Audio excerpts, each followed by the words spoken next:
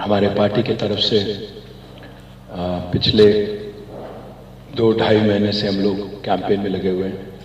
तो इनमें से कई सारे इश्यूज ऐसे हैं जिनके बारे में मैं थोड़ा क्लैरिफिकेशन देना चाह रहा था, खास हमारे माइनॉरिटीज़ और स्पेशली हमारे मुसलमान भाई और बहन जो हैं उनको कुछ चीज़ों के बारे में, जो अफवाहें, जो गुमराह करने की कोशिश जो कांग्रेस पार्टी और बीजेपी कर रही हैं, इनके बारे में मैं थोड़ा क्लैरिफिकेशन और इनके बारे में मैं कुछ कहना चाह रहा था। पहली बात तो यह है कि कांग्रेस पार्टी एक ज़बरदस्त नेगेटिव प्रोपेगेंडा चलाते हुए हमारी केसीआर साहब की हुकूमत को, बीआरएस हुकूमत को बदनाम करने की बहुत बड़ी कोशिश कर रही है। उन्होंने एक रूमर प्रोपेगेंडा ये चालू कर दिया कि 9 मस्जिदों की शहादत हो गई जब से बीआरएस पार्टी यहाँ पे सत्ता संभाली, यहाँ पे जब से बीआरएस की हुकूमत आई। मैं खुलासा करना चाहता हूँ, क्लैरिफाई करना चाहता हूँ आप सबको, इसमें कोई सच्चाई नहीं है, बिल्कुल ही गलत है, सरासर गलत है। ये झूठ के बुनियाद पे आज एक नेगेटिव प्रोपेगेंडा कांग्रेस पार्टी जो कर रही है, ये सरासर गलत है। मैं पूरी तरह से मैं डिटेल भी लाया, मैं पूरा छानबीन करके, तहकीकात करके हमारे पार्टी की तरफ से और हमारे गवर्नमेंट की तरफ से मैं जो भी आज डिटेल कह रहा हूँ, I am up for any scrutiny. आप कोई भी स्क्रूटिनी आप करना चाहें, हम तैयार हैं। जो 9 मस्जिदों की ये बात कर रहे हैं कांग्रेस पार्टी वाले, मैं बोलना चाहता हूँ, मस्जिद यखाना और अशूर खाना अंबरपेट में जो मस्जिद थी, वहाँ पे हुआ क्या है कि ओरिजिनली एक रेसिडेंस था और अंबरपेट की जब फ्लाईओवर बन रही थी वो 6 नंबर चौरस्ते पे, तो रोड एक्सपेंशन के वास्ते जब बात आई ये मस्जिद खाना अशूर खाना की, तो वहाँ पे एक मुस्लिम फैमिली रह रही थी। उन्होंने इनफैक्ट किराए पे भी दिया हुआ था एक शॉप के वास्ते।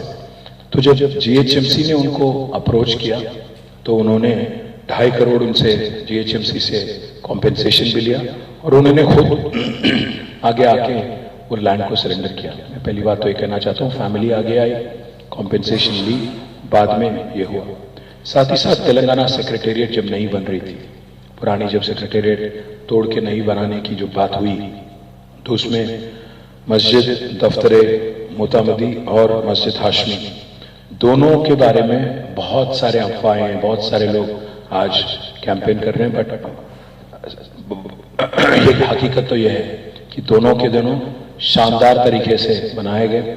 और हमें तो बस एक और बात भी कहना है, बीजेपी वाले तो ये कहते हैं कि सेक्रेटेरिएट खुद मुस्लिम आर्किटेक्चर, इस्लामिक आर्किटेक्चर पे बेस्ड है करके बीजेपी वाले भी बदनाम कर रहे हैं। आप देखिए, ख्वाजा महमूद शमशाबाद मास्क जो है, ये वहां पे एक म्युनिसिपल कमिश्नर थे जिनका नाम है साबिर अली। जिस दिन एक आदमी ने हाईकोर्ट में एक फाइल किया पिटिशन कि मॉस्क को इलीगली कंस्ट्रक्ट किया गया, ये म्युनिसिपल कमिश्नर का नाम है साबिर अली। जब साबिर अली साहब आगे आके वो हाईकोर्ट ऑर्डर इंप्लीमेंट करने के कोशिश कर रहे थे, तो हमारे महमूद अली साहब, हमारे होम मिनिस्टर साहब खुद चले गए वहां पे और सारे वक्फ बोर्ड के भी अफसरों को लेके गए और अल्टीमेटली उसको पूरी तरह से रिकंस्ट्रक्शन भी, ख्वाजा महमूद शमशाबाद मास्क का रिकंस्ट्रक्शन भी पूरी तरह से हम लोग मुकम्मल कर दिए। साथ ही साथ कुतुब शाही मस्जिद शामिरपेट में इसकी भी शहादत की बात हुई थी, बात फैला रहे हैं। तो मैं कहना चाहता हूँ, ये जो काम था, ये करतूत जो था, कुछ चंद वहां पे लैंड ग्रैबर थे उनकी थी, और जब लैंड ग्रैबर आए उस पे पड़े, उसमें गवर्नमेंट का कोई हाथ नहीं, आए और उसको गिराने की कोशिश करे, तो उसको पुलिस ने और ऑफिसर्स ने और लोकल जनता ने पूरी तरह से, लोकल जो हमारे हिंदू भाई है उन्होंने भी इसकी सपोर्ट की और पूरी तरह से रिकंस्ट्रक्शन भी करवा दी। यह है कुतुब शाही मस्जिद शामिरपेट। और एक कुत्तागुड़म भद्राद्री में 2019 की बात हो रही है कि एक मस्जिद की शहादत हो गई जो फॉरेस्ट एरिया में थी। बट मैं फिर से कहना चाहता हूँ, वहां पे भी रिकंस्ट्रक्शन हो गया और वहां पे भी फिर हुकूमत नहीं आगे आके पूरी तरह से कुत्तागुड़म भद्राद्री में 2019 में ही फॉरेस्ट वालों को मना के रिकंस्ट्रक्शन भी हमने करवा दिया। साथ ही साथ मस्जिद नूरी शमशाबाद, ये मस्जिद जो है पूरी तरह से आज भी महफूज है, पूरी तरह से इंटैक्ट है। अगस्त में उसके बगल में जो मलगियां थी वो भी NH national highway authority of India वाले वो मलगी हटाए, पर पूरी मस्जिद पूरी तरह से महफूज है। और मैं एक और बात भी कहना चाहता हूँ, इसके बारे में मैं खुद वाकिफ हूँ। हमारे जो लोकल MP है रंजीत रेड्डी और लोकल MLA जो है प्रकाश गौड़, दोनों भी मेरे पास आए थे वहाँ के लीडरों को लेके, और हमने यहाँ पे मस्जिद नूरी का एक नया मस्जिद भी हमने बनाया, इसमें मलगी चले गए पर मस्जिद इंटैक्ट है और नया मस्जिद भी वहाँ पे बनवा दिया गया। साथ ही साथ एक आरोप ये भी लगा जा रहा है कि जलालगुड़ा बालापुर में एक उस्मान मोहम्मद करके कांग्रेस लीडर है, वो फैलाए जा रहे हैं कि यहाँ पे कुछ हुआ, पर मैं कहना चाहता हूँ यहाँ पे हुआ ही कुछ नहीं है। वहाँ पे मस्जिद का वहाँ पे कोई प्रूफ भी नहीं है कि वहाँ पे एक मस्जिद था। तो जो उस्मान मोहम्मद है, ये जो आज कह रहे हैं, ये जो आरोप लगा रहे हैं, सरासर गलत है। मैं आपसे कहना चाहता हूँ आखिरी में 9वीं मस्जिद कुतुब शाही मस्जिद जो हयात बख्शी मस्जिद के बारे में भी कुछ लोग क्लेम कर रहे हैं कि इनकी भी शहादत हो गई, बट मैं कहना चाहता हूं आपसे कोई प्रूफ नहीं है इसके बारे में, कोई एविडेंस नहीं है कि ये सच है। भाइयों, इसलिए मैं कहना चाहता हूं, आप जो एक फॉल्स प्रोपेगेंडा, जो रूमर मिल जो चल रहा है आज, इसको लेके थोड़ा होशियार रहिएगा, क्योंकि आज तेलंगाना में जीतने के लिए कुछ भी बोल के, मतलब नेगेटिव प्रोपेगेंडा चला के, कुछ भी बोल के, झूठ को वही सच बोलने का एक तरीका निकाल के, एक झूठ को 100 बार बोल के आज जबरदस्ती एक कोशिश कर रही है कांग्रेस पार्टी और बीजेपी वाले। इसके बारे में मैं हर किसी से कहता हूं कि आप होशियार रहिए। मुझे तो कांग्रेस पार्टी की रवैया देख के मुझे ये लग रहा, आज जो प्यार जता रहे हैं, जो मोहब्बत जता रहे हैं, वो हमारे माइनॉरिटी ब्रदर्स, खास हमारे मुसलमान भाई और बहन की तरफ, मुझे एक कहावत याद आ गई, एक बिल्ली 100 चूहे खा के हज को निकली। वो कहावत याद आ गई मेरे को। कई को बोले तो आज 55 साल हुकूमत चलाने वाली कांग्रेस, 55 साल हुकूमत चलाने वाली कांग्रेस आज आके ये कहती हैं कि मुसलमान गरीब है, लाचार है, पासमंदगी में फंसा हुआ है। तो मैं पूछना चाहता हूं भाइयों, कौन जिम्मेदार है? 55 साल हुकूमत चलाने वाली कांग्रेस जिम्मेदार है कि 9 साल हुकूमत चलाने वाले KCR जिम्मेदार है? आप सोचिएगा। एक बात मैं इस चीज पे कहना चाहता हूं, आज कांग्रेस पार्टी इतनी कंफ्यूज्ड है, इतनी बुरी तरह कंफ्यूज है, क्योंकि उनको किसी भी हाल में वोट चाहिए। इतना कंफ्यूज है वो कि उनके माइनॉरिटी डिक्लेरेशन खुद आज गड़बड़ है। और मैं आज पूरी जिम्मेदारी के साथ बात कह रहा हूं, आज कांग्रेस पार्टी ने जो माइनॉरिटी डिक्लेरेशन लाया, ये अगर अमलावरी होगी इसकी, तो सबसे ज्यादा नुकसान होगा मुसलमानों का। वो इसलिए क्योंकि कांग्रेस पार्टी कहती है अपनी माइनॉरिटी डिक्लेरेशन में कि सेंसस कराएंगे और माइनॉरिटीज को ले जाकर मुसलमानों को BC में डालेंगे। मैं पूछना चाहता हूं, BC और मुस्लिम का क्या वास्ता है? हाँ, 4% तहफुजात के लिए मुसलमानों को, चंद मुसलमानों को, चंद कम्युनिटीज को ऐड किया गया BCE करके एक कैटेगरी बना के ऐड किया गया, बट इसका मतलब ये नहीं कि पूरे के पूरे मुसलमान आज BCE कैटेगरी में है। आज बीजेपी और कांग्रेस दोनों भी एक ही आवाज से बोल रहे हैं। अमित शाह, किशन रेड्डी और नरेंद्र मोदी ये कहते हैं कि 4% तहफुजात हटा देंगे। मैं उनसे कह रहा हूं, आपसे भी कह रहा हूं और कांग्रेस वालों से भी कह रहा हूं, जो 4% तहफुजात है, ये रिलीजन के बेसिस पे नहीं है।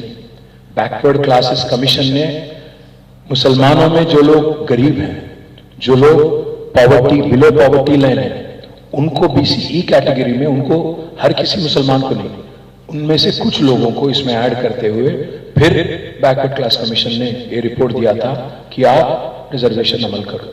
आज अगर सेंसस करेंगे, जैसा कांग्रेस पार्टी कह रही है, कास्ट सेंसस करेंगे और मुसलमानों को ले जाके अगर BCs में अगर इंक्लूड कर देंगे, आपका माइनॉरिटी दर्जा चला जाएगा।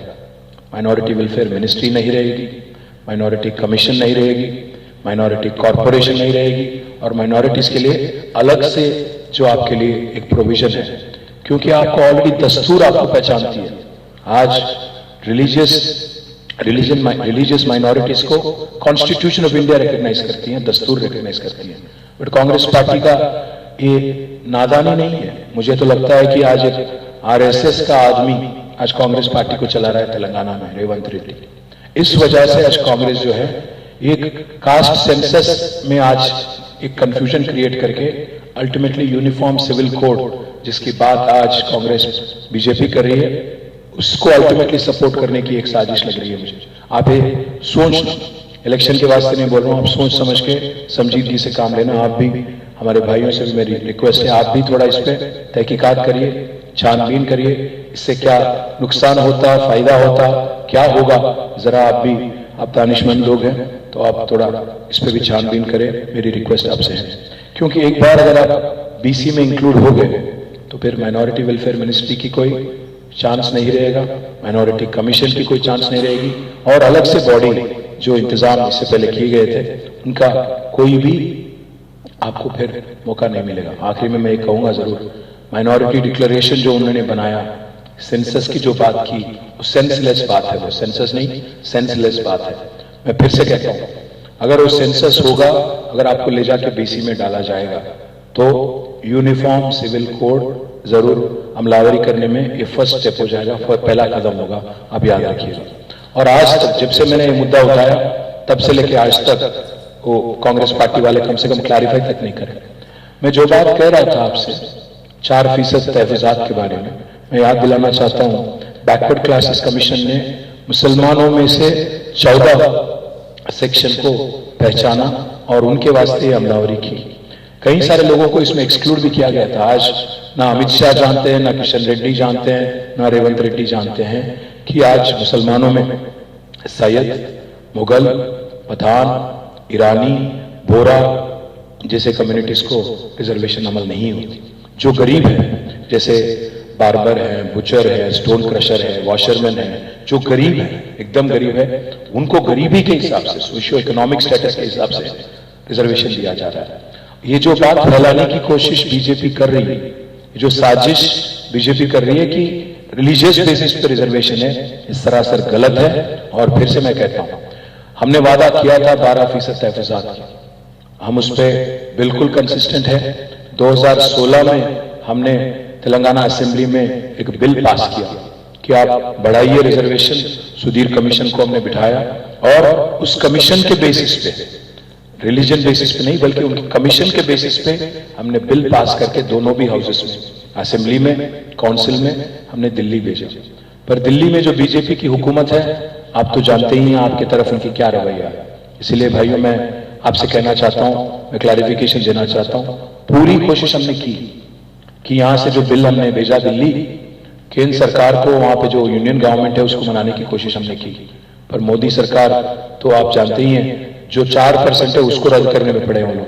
इसीलिए हमको कोई इंटेलेक्चुअल्स, मुस्लिम इंटेलेक्चुअल्स हमारे पास आए, केसीआर साहब के पास, और उन्होंने एक सलाह मशूरा दिया कि भाई ऐसा है, मोदी तो नहीं करने देंगे आपको 12%, तो आप ऐसा करो, कहीं 12% के चक्कर में 4% ना खो जाना, क्योंकि फिर तो तबाही मचेगी और सारे के सारे लोग आपके खिलाफ हो जाएंगे। और ये सरासर नाइंसाफी है। हमारे यहाँ जो रिजर्वेशन जिनको मिला 4%, उनके लिए बहुत बड़ी मतलब खात्मा होगा, बहुत बड़ी खतरनाक उनके लिए एक स्टेप हो जाएगा। तो इसलिए हमने स्ट्रेटेजिकली बिल पास करने के बाद भी हमने स्ट्रेटेजिकली थोड़ा एक डॉर्मेंट पीरियड हमने अपनाया। वादा बात ये करते हैं आपसे, 2024 में उम्मीद है कि एक सेक्युलर गवर्नमेंट बनेगी, यूनियन गवर्नमेंट, और उसमें बीआरएस का भी अहम भूमिका रहेगा, अहम रोल रहेगा। तो वादा यह है, जो 2016 में हमने असेंबली में बिल पास की 12% तहफात की, उसको फिर ले जाएंगे दिल्ली और लड़ेंगे और इंशाल्लाह हासिल भी करेंगे, ये वादा आपसे है। साथ ही साथ एक और चीज में मैं कहना चाहता हूं, चाहे कोई भी हो, अमित शाह हो या जो भी हो, कुछ भी बोले, 4% हटाना उनके बस की बात नहीं है, क्योंकि ये जो है सोशियो इकोनॉमिक बुनियाद पे रिजर्वेशन दिया गया। और इसको लेकर सवाल भी कई लोगों ने किया, कोर्ट में भी ये ठहरा नहीं। तो आज जो एक बहकावे में लाने की, हमारे हिंदू भाइयों को, थोड़े लोगों को जो जज्बाती है उनको थोड़ा बहकावे में लाने की जो कोशिश अमित शाह कर रहे हैं, मैं हमारे हिंदू भाइयों से भी कहना चाहता हूं, जो रिजर्वेशन दी गई वो रिलीजन की बुनियाद पे नहीं है, सोशियो इकोनॉमिक बुनियाद पे है। इसीलिए आप भी बहक मत जाना, मैं कहता हूं। एक और चीज भी मैं कहना चाहता हूं, जो all India Muslim personal law board के सदर और उनके साथी पूरे आए थे केसीआर जी से मिलने। हमने साफ साफ ये कह दिया कि यूनिफॉर्म सिविल कोड को लेके हमारी रवैया साफ है। किसी भी हाल में यूनिफॉर्म सिविल कोड को हम किसी भी हाल में सपोर्ट नहीं करेंगे। वो इसलिए क्योंकि यूनिफॉर्म सिविल कोड की जो प्रपोजल है दस्तूर के खिलाफ है। आज अगर आप देखेंगे कॉन्स्टिट्यूशन ऑफ इंडिया को, उसमें गारंटी दी गई आर्टिकल 25 में freedom to profess and practise religion, उसके खिलाफ है। साथ ही साथ article 29 right to have a distinct culture. Uniform civil code मुसलमानों के खिलाफ ही नहीं है। आज हिंदुस्तान में कई ऐसे ट्राइबल ग्रुप हैं जिनकी अपना अलग पहचान है, तो उनके भी खिलाफ है।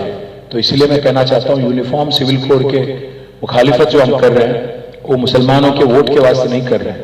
ये हिंदुस्तान के लिए एक खतरा बन सकता है। हिंदुस्तान में जो स्पेशल ग्रुप्स हैं उनके लिए खतरा बन सकता है। इसलिए मैं कहता हूं भाइयों, आज ना सिर्फ मैं हिंदू भाइयों से भी कहता हूं, बीजेपी आपको ये कहती है कि हिंदू खतरे में है, पर अगर आप यूसीसी जैसे कारनामा अगर करेंगे तो हिंदू खतरे में नहीं रहेंगे बल्कि हिंदुस्तान खतरे में पड़ेगी। क्योंकि ट्राइबल ग्रुप्स और कई सारे अलग अलग ग्रुप्स हैं जिनको भी इसको लेके एतराज है, जिनको भी इसको लेके यूनिफॉर्म सिविल कोड को लेके कई सारे डाउट और कई सारे चैलेंजेस हैं। एक और चीज भी मैं कहना चाहता हूं, हमने कभी भी सेक्युलरिज्म को पॉलिटिकल टूल नहीं बनाया। हमने कभी कहीं भी पिछले 9.5 सालों में सेक्युलरिज्म के नाम लेके वोट नहीं मांगा। अगर आप हमारी प्रैक्टिस देखेंगे, हमारे लीडर केसीआर साहब की अगर हिस्ट्री देखेंगे तो आप ये पहचानेंगे। केसीआर साहब की तजुर्बा है 45 साल सियासत में।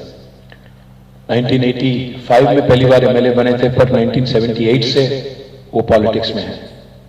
आप एक मिनट के लिए उनका अगर हिस्ट्री देखेंगे, जिंदगी में 45 साल में एक बार भी, जब से सिद्दीपेट में थे तब से लेके आज तक चीफ मिनिस्टर बनने तक, जिंदगी में एक बार भी बीजेपी के साथ नहीं थी। हमेशा सेक्युलर रहे हैं, आगे भी सेक्युलर रहेंगे। हम सेक्युलर बाय चॉइस है, बाय चांस नहीं है।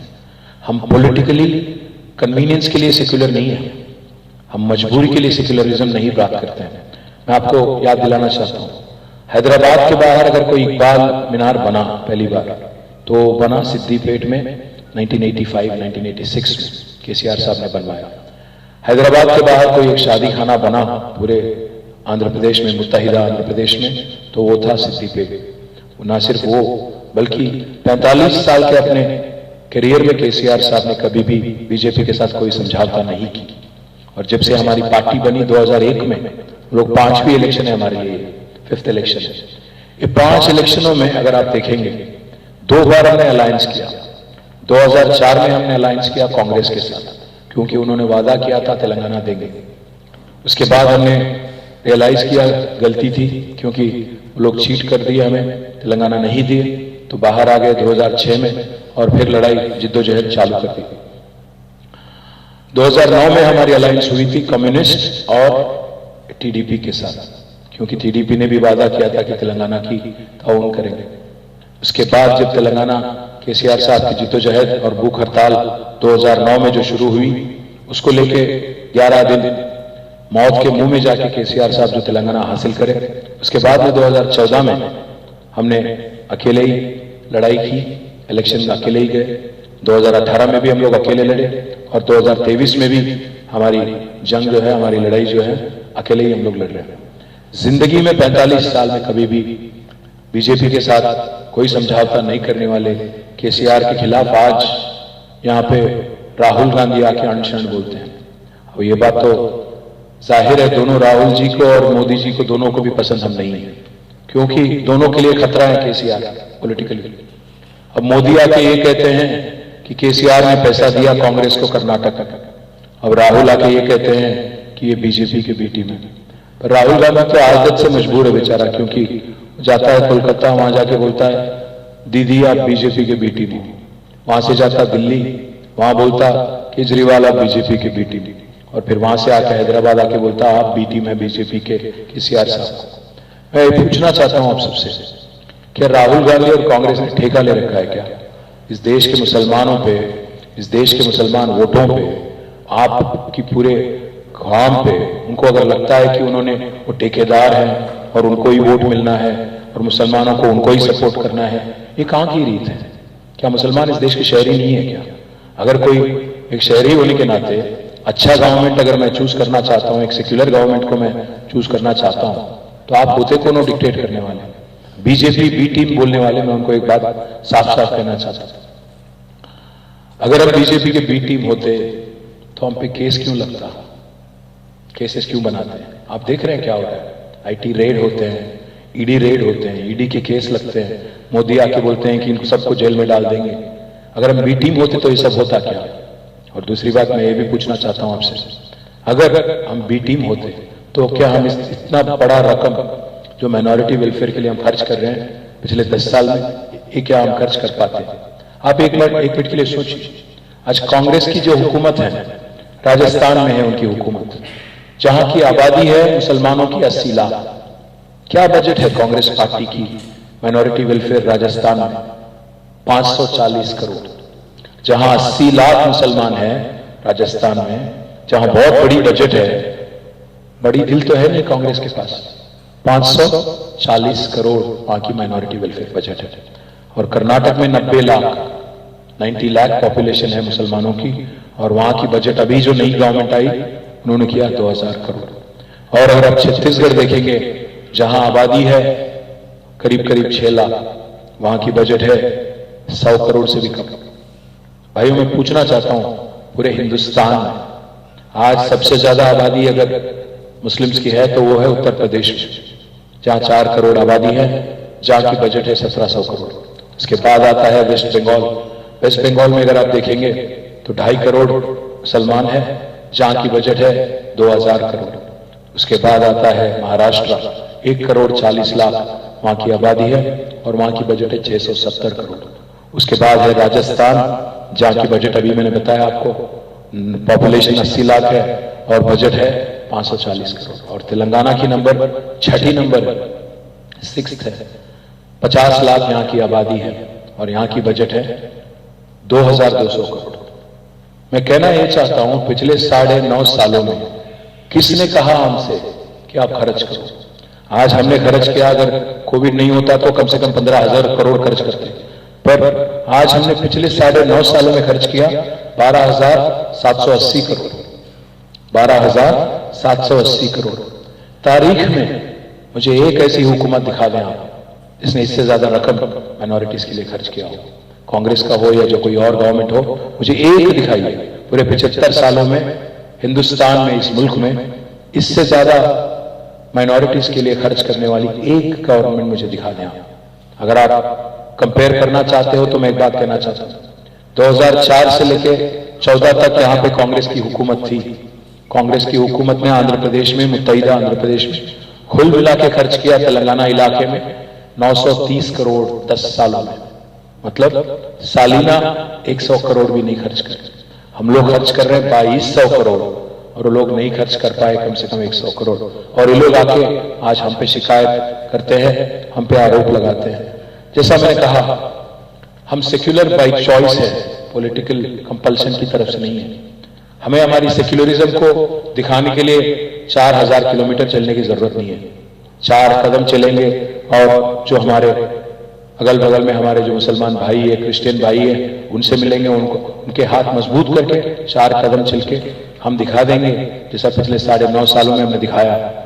4 कदम। मैं ये बात जरूर कहूंगा आपसे कि हमने कभी ये नहीं सोचा कि अगर बजट दे दिया तो कोई मेहरबानी हमने कर दी।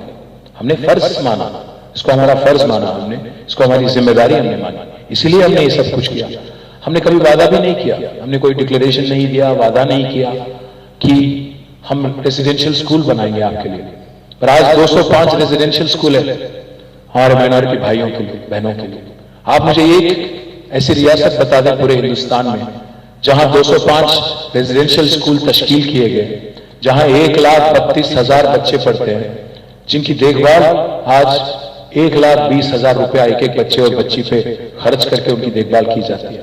मैं फिर से कहता हूं, 4000 किलोमीटर चलने की जरूरत नहीं है सेक्युलरिज्म प्रूव करने के लिए। 4 कदम, उसमें से एक कदम है अच्छा से अच्छा तालीम, दूसरा है देखभाल, तीसरा मैं कहता हूं लॉ एंड ऑर्डर, और चौथी अपना रीति रिवाज को इज्जत देना और कदर करना। ये सब कर रहे हैं हम लोग। ये 4 कदम जो मैं कह रहा हूं, ये चारों भी चीज हम लोग कर रहे हैं। पिछले 9.5 सालों में हमको किसी ने रोका नहीं, हमको किसी ने जबरदस्ती पूछा नहीं कि आप ये करो।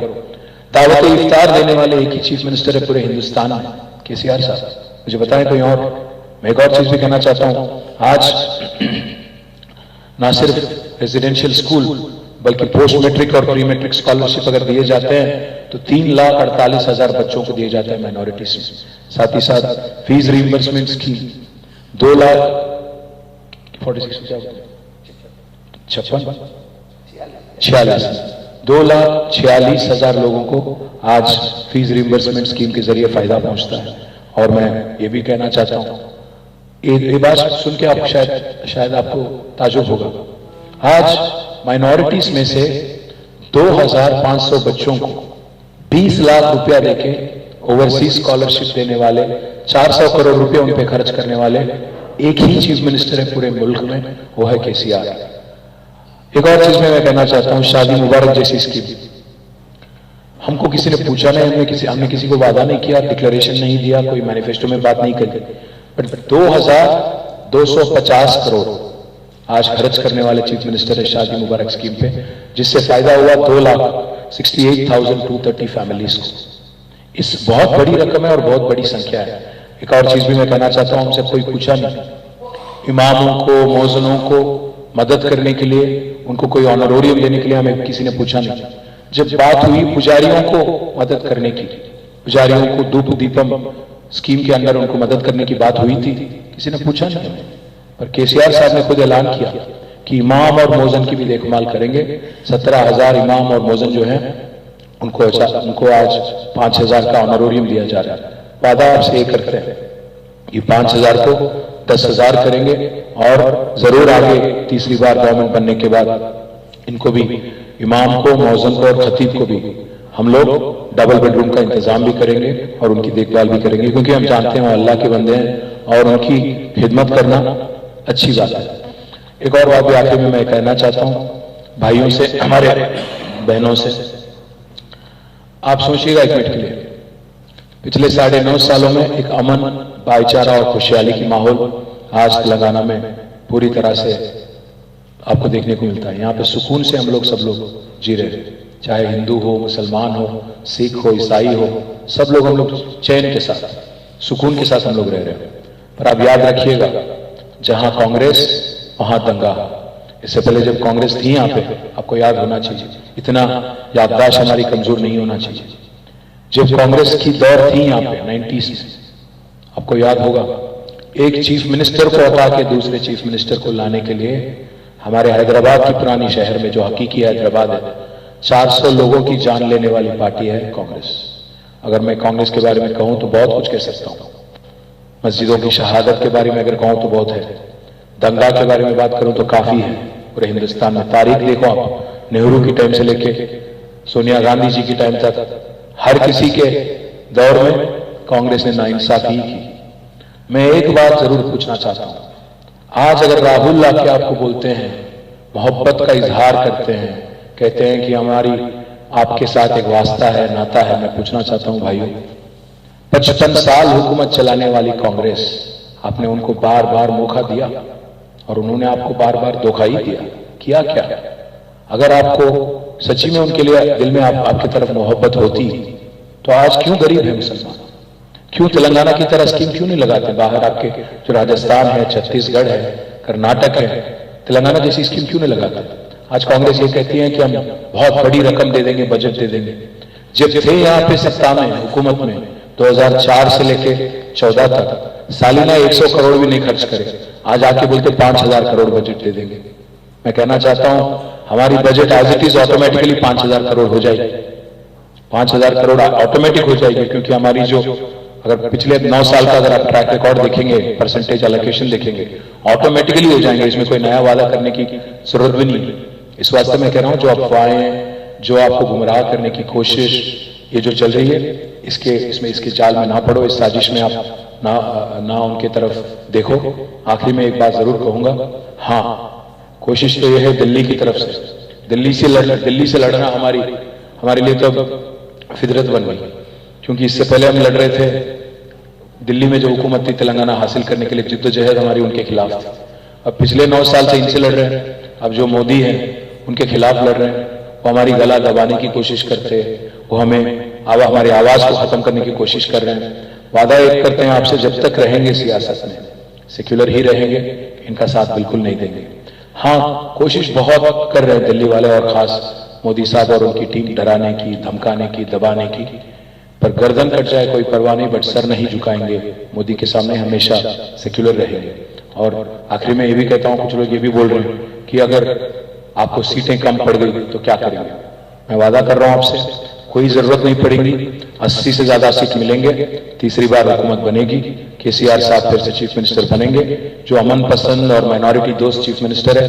हमें मालूम है कि आज हमारे भाई और बहन होशियार हैं, पूरी तरह से जहां वाकिफ है कि कौन आपके दोस्त है और कौन आपके दुश्मन। इसलिए मैं वादा करता हूं, किसी की जरूरत नहीं पड़ेगी, किसी की भी हमें मदद की जरूरत नहीं पड़ती। पिछली बार 2014 में हमें मिले थे 63 सीट, 2018 में मिले थे 88। इस बार हमें तो उम्मीद है कि 88 के ऊपर जीतेंगे आपके सबके दुआ से।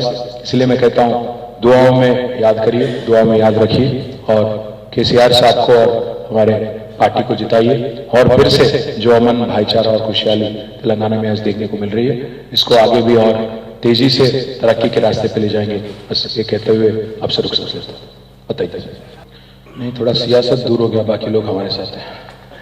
मैं बात यही कह रहा हूं, सीधी बात है भाई, अगर कोई गुमराह करने की कोशिश करे तो साजिश को तोड़ना भी हमारी फर्ज है, हमारी जिम्मेदारी है। हमारे आमिर भाई से भी हमारी बात हुई थी, उनसे भी हम उनके साथ तो हम काम कर चुके हैं तेलंगाना जिद्दोजहद में। जाहिर भाई भी हमारे साथ, जहीर भाई भी हमारे साथ चलते थे। तो आज जो थोड़ा एक माहौल बनाने की कोशिश, मतलब आज क्या हो गया, तेलुगु में एक कहावत है कि झूठ నిజం కడప దాటే లోపల అబద్ధం ఊరంతా తిరిగి వస్తుంది అంటారు। అంటే सच जो है घर से बाहर कदम रखने से पहले झूठ जो है पूरा इतराफ में जाके पूरा 4 राउंड मार लेके आ जाता। इस वास्ते मैं बोल रहा हूँ, जो कांग्रेस जो कोशिश कर रही है, इस वास्ते मेरे को इतना डिटेल एक्सप्लेनेशन देना पड़ रहा है। मस्जिदों की शहादत के बारे में बात करते हैं, कहाँ हुआ भाई बताओ, बोल तो कोई नहीं बोलते, बट व्हाट्सएप में वीडियो चलते रहते कि भाई लोग ये करे वो करे। इस वास्ते मुझे बोलना पड़ रहा नाम के साथ कि कहाँ क्या हुआ और क्या सच है क्या झूठ है। मैं आपसे भी रिक्वेस्ट करता हूँ, जरा आप इस बात को फैलाइए, बताइए हर किसी को। हाँ, मैं मानता हूँ, मैं ये नहीं कहूंगा कि हमें कोई कमियां नहीं है, कमजोरियां नहीं है, हमने कोई गलती नहीं की, ये नहीं कहूंगा। क्यों कि हम भी इंसान हैं, हम भी कोई भगवान तो नहीं है, इंसान है तो कुछ होंगे शायद। पर वादा आपसे ये है कि जो भी काम किए हैं शिद्दत से किए हैं, जो भी काम किए हैं सिंसियरली किए हैं, आगे भी ऐसे करें। बिल्कुल, मैं एक और चीज भी कहना चाहता हूँ। सही बात है, आप जो बोले सही बात है, थोड़ा लेट हुआ है, खास कोविड के बाद थोड़ा लेट हुआ है, बट ग्रीन चैनल में डालेंगे ताकि जल्द से जल्द पैसे निकले और जल्द से जल्द उनको अगर शादी के वक्त तक अगर मिले तो और भी अच्छी बात है। बट कांग्रेस ने जो स्कीम लाया अभी शादी मुबारक की जगह, वो बहुत खतरनाक है। कांग्रेस पार्टी ये प्रॉमिस करती है कि नया जो कपल है जो मैरिड है उनको दे देंगे पैसे, जो गरीब बच्ची है उनके फैमिली को नहीं मिलेगा। अब पैसा मिलेगा तो उनके इन लॉज को मिलेगा। आप ये भी सोचिए, ये भी इसको भी समझने की कोशिश करिए, क्योंकि जैसा आपने कहा मैं मानता हूं, थोड़ा अगर देरी हो गई तो जरूर उसको करेक्ट करेंगे, कोर्स करेक्शन करेंगे और जल्द से जल्द मतलब शादी के कम से कम 1-2 महीने के अंदर देने की कोशिश करेंगे, और ना शादी के टाइम पे देने की कोशिश करेंगे, क्योंकि जैसा आपने कहा सूद के साथ थोड़ा तकलीफ होता था। पर इससे पहले आप ये भी याद रखना कि इससे पहले कोई स्कीम था ही नहीं। कम से कम केसीआर साहब आने के बाद एक नया स्कीम स्टार्ट करे, इसको लेकर कम से कम थोड़ा तो मदद मिल रही है। जर्नलिज्म भी दिन ब दिन बदलते जा रहा है।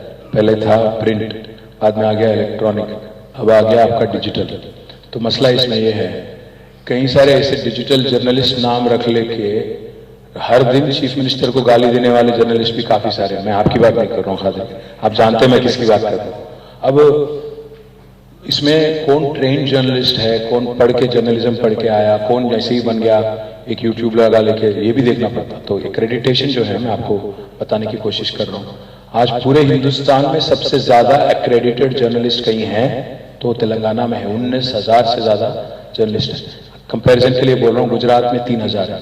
हमसे उनकी आबादी बड़ी है, स्टेट भी बड़ी है, पर उनका दिल बड़ा नहीं, वो अलग बात है। तो इसलिए मैं कह रहा हूं कि आज तेलंगाना में जर्नलिस्ट वेलफेयर के लिए जो हम काम कर रहे हैं, उसमें अगर डिजिटल जर्नलिस्ट को भी इंक्लूड करने की बात अगर की जाती है, जरूर मैं इस पर गौर करूंगा, बात भी करूंगा।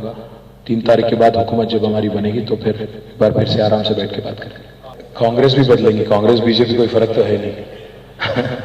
कांग्रेस का अब गांधी भवन में गार्ड से बैठ गया, क्या बोल रहे हैं भाई, आरएसएस का आदमी आके गांधी भवन में बैठ गया, गार्ड से बैठ गया वहां पे। तो इसलिए मैं बोल रहा हूँ, चाहे कुछ भी कर ले, मैं तो आपसे वादा कर रहा हूं, आज आप याद रखो, हम लोग बीजेपी को पिछली बार भी एक ही सीट तक उनको सीमित करे, वो हम थे। कांग्रेस में काबिलियत नहीं है बीजेपी को हराने की।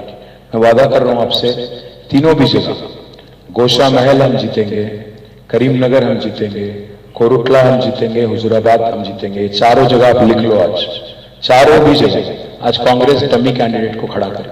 आप एक मिनट ये भी सोचो, गोशा महल में क्यों कांग्रेस नहीं कैंपेन कर रही?